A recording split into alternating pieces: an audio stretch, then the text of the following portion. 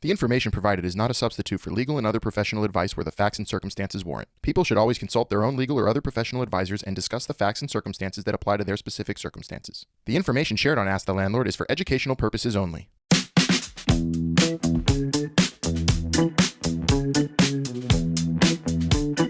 Hey everyone, welcome back to Ask the Landlord with your favorite landlord, Albert Dweck. I'm Melissa. I'm one of Albert's producers and a former New York City renter.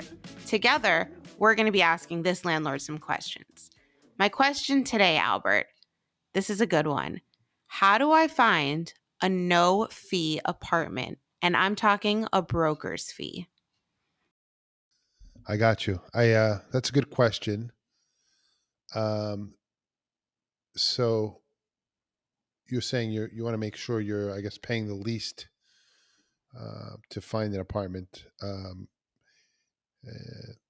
What you're speaking of is having when there's brokers that represent apartments, sometimes the tenants have to pay, which I've done, before myself, but I understand the question. Is that right? Is that what you're asking? Yeah, the question comes from, I found the apartment myself. I did all the work. Why should I pay a broker fee? Right. Okay, cool. It depends on the market, supply and demand, the time of year, the landlord, the building. Okay. So first, let's talk about supply and demand. Recently, we're experiencing a lack of supply of rentals, let's say in New York City. So a lot of brokers and landlords decided to, say, look, I don't have a lot of apartments available. And if someone like a broker wants to show them to tenants, the brokers would have to get paid by the tenants. Right. And you're asking, like, how do I avoid that? So obviously, sometimes that exists in markets, but even in the hottest market, what I found was sometimes the landlords will pay the broker fee. Right, most of the time, in fact, it depends on where you are, but most of the time, what I found was the landlords pay the fee. So when you go on your search on the internet, Street Easy or whatever these days, you can type in no fee apartments, and even though there is a fee being paid to the broker, and there very often is a broker, that you're not paying the fee as a tenant. Why would a landlord pay a fee for you? The landlord needs to get their apartment rented, and they need to show the apartment and handle the whole application process, and brokers, and market the apartment, right? So brokers usually do that and specialize in just that. So unless a landlord is set up for that, doing it themselves, which that is a way to talk about, which we'll get there in a second, is a landlord would give their listings to brokers to list and pay the brokers a fee to get them good renters. Now, in very high demand markets and times, sometimes the brokers can charge a fee to the tenants, and the landlord can want to look for the broker, pay the broker, or one or both or neither. Okay, now, one good tip so first of all, whenever you're looking for an apartment and you want to pay the least for it or avoid paying a broker fee, right, it's the best thing to do what's called run an auction. Do you know what an auction is, Melissa? I know what like a cattle auction is. I don't know Right. in So real what's estate. A cattle auction? $1, $1, $5, $5. Right. So an auction is where you have a bunch of people bidding on one thing. Correct. Right? Okay.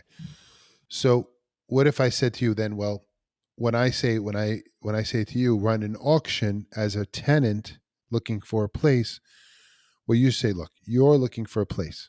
So if you produce a lot of different options for yourself, you're running an auction for yourself to find the best place to live. So it's not one place, you'll have 10 places.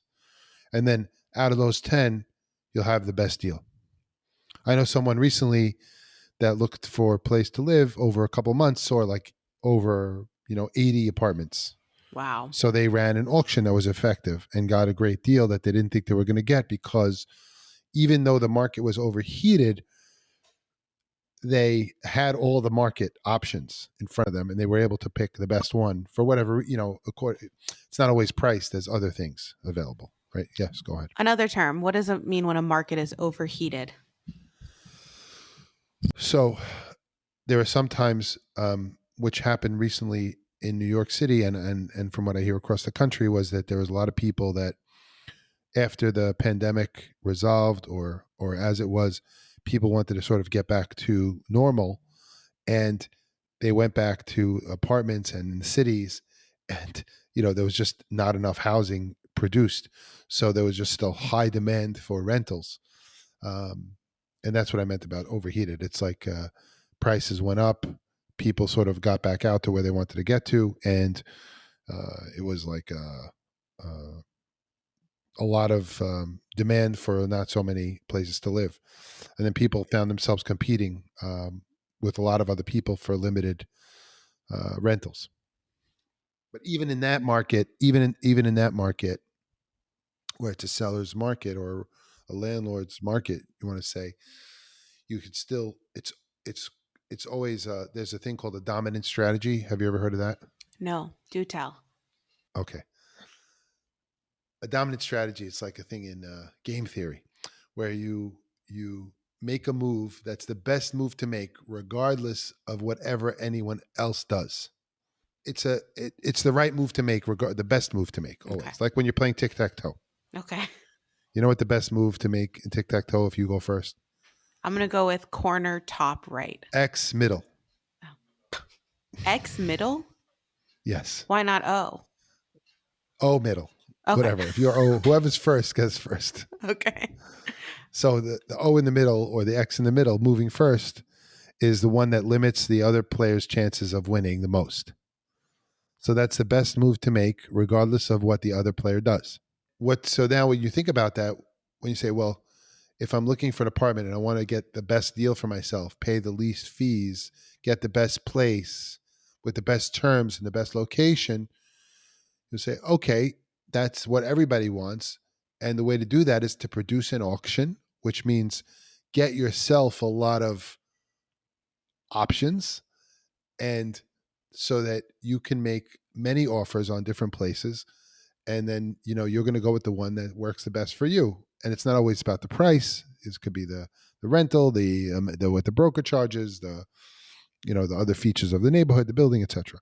So a dominant strategy, which is the best move to make, is to run an auction for yourself where you're seeing a lot of places and picking the best one, or bidding on several and making the best deal for yourself. Now, even when it's a landlord's market, in a landlord's market, all that does is translate to, I got to see more apartments, right? Because it's harder to find the one. So you have to see more. In a renter's market, there's a lot of apartments to choose from. But you still run an auction because you'll just go make lower offers across the board. So running an auction for me would be making a spreadsheet, right? Yeah, but you have to, obviously, you have to go to the places right, and see a lot. And right. then you'll note them on your spreadsheet and you'll say, look, I've seen these 20 places and this is the feel for where I want to live. This is why I would do this one. This is why I wouldn't do this one. I'm going to make this offer. This is what this is worth to me. This is what this one's worth to me. And then I think we said in a earlier podcast about packaging yourself. So the cool part is that in that episode we talked about, making sure that you're a good candidate, right, for this, right? So one way to make sure you're getting a good deal is to make sure you have all of your all the things needed uh, that the agent would require, you the landlord would require, and then you could actually negotiate with them and say, listen, I've done a lot of work for you, I'm pretty easy, I know exactly what you need from me. Even if you're paying a fee, you could say, I should pay less of a fee because I did all the work, I know what I'm doing. you know so all you have to do is nothing. So you can negotiate those fees too with the broker, with the broker, with the real if there is estate. one. If there is one, it depends on Oh, you liking the apartment or not. yeah, that's a good point. I um, never would have thought to negotiate that fee.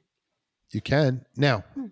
Now, another idea. Okay, so that was a lot. Did you get all Yeah, that? Do you have any questions on that?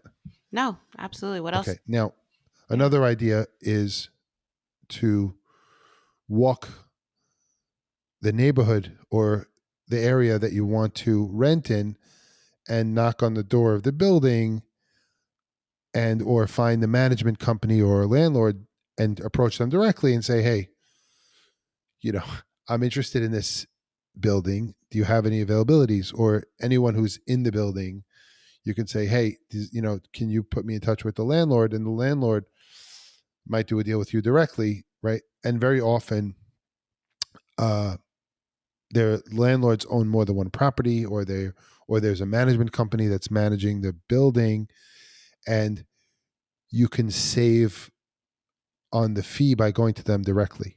hmm Does Does that that does that ruin a bridge between the landlord and that broker though? what broker? Like If you're the broker who's representing the unit, if they have exclusive listings in terms of some rentals? sometimes yes, sometimes no. Okay, But with so it rentals, depends. yeah, with rentals, Hmm in a lot of cases they don't. In some cases they do. If they have an exclusive, it's usually that they're paying the broker. Okay, so they're getting paid regardless. Yeah, so the broker is going to get paid, and it's an important question to ask when you're looking at apartments because you have to pay. If you have to pay the broker first month's rent, right? Security deposit, if you're paying security deposit and not using one of those services that we talked about in other episodes where you have like a insurance policy, and paying the broker, so you're going to have to pay 3 months, essentially 3 months rent up front. So I know that's important to consider. And you can actually online today, you could filter by no fee searches. You can look up who's managing a building, see if they approach them directly. Say, hey, I'm looking for something where I don't have to uh, pay for a broker. And what you'll find is you can find stuff, you just have to look a lot. So I just told you, right, that you should look at a lot of apartments. Hmm Now, the cool thing is that today you can do that online, right? You can go searching, and you could do a lot of filtering and all that stuff. Fine. But you and I know you have a day job, and you're like, well, that takes time for you. And you're like, if I can hire someone that's going to manage the whole process for me and run the auction and knows what I like and can see stuff and do all that and save me tons of time, especially let's say if you're away or whatever, for a period of time, then the brokers can be very valuable to do that for you. hmm Absolutely. Um, and that's and then that speaks to brokers. It's like that's what people need brokers for, right? Right. To help them do things that they couldn't do on their own, to educate them about things they didn't know about, to help them, get them nicer places than they could get on their own, right? So that's why brokers are coming under pressure as the information improves, out there, and it's easier for people just to transact directly. So the more complicated or the more I think there is a place for good brokers out there. And when you're looking as a tenant to know what your purposes are and how much time you have to do this and to get good help, it's always good to have good help. So you can, but very often you could actually find someone that will get paid by the landlord, so you don't have to pay. So good question. And something to think about when you're looking for an apartment, how you do that. So I say management companies is a good way to do that. Going door to door in areas that you like to go. And a lot of brokers today get paid by the landlords. So doing that too. And negotiate. No reason not to. All right. You summed it up brilliantly. Thank you so much. I really appreciate you answering that question. You gave a lot of options, and that's great. Thank you so much. You're welcome. For more episodes, please subscribe to Ask the Landlord on your favorite podcast platform. We'd appreciate it if you left a review on Apple Podcasts. If you'd like to watch the show, check out our Ask the Landlord YouTube channel. If you have a question for Albert, feel free to contact him on Instagram at Ask the Landlord and check out his TikTok at Ask the Landlord. Bridging the gap between landlords and tenants, this has been Ask the Landlord. Thanks for listening.